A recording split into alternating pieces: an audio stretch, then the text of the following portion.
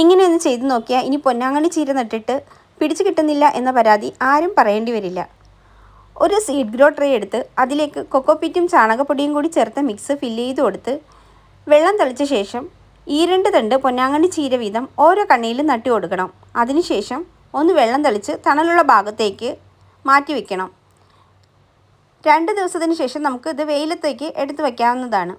ഇങ്ങനെ 1 മാസം മുമ്പ് ഞാൻ നട്ടുകൊടുത്തിട്ടുള്ള പൊന്നാങ്കണ്ണി ചീരയാണ് നിങ്ങളെ കാണിക്കുന്നത്. ഇത് ട്രേയിൽ നന്നായിട്ട് വേര് വന്ന് നല്ല ബുഷിയായിട്ട് വളർന്നു നിൽപ്പുണ്ട്.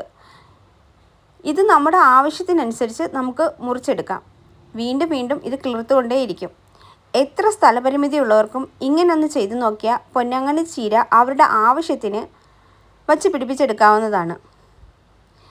ഇനി സ്ഥലപരിമിതി കൊണ്ടാണ് നിങ്ങൾ പൊന്നാങ്കണ്ണി ചീര നടാത്തതെന്നും നിങ്ങൾക്ക് നട്ടിട്ട് പിടിച്ചു കിട്ടുന്നില്ല എന്നുള്ള പരാതിയും ആരും പറയേണ്ടി വരില്ല. എന്തായാലും നിങ്ങൾ ഇങ്ങനെ ഒന്ന് ചെയ്തു നോക്കൂ.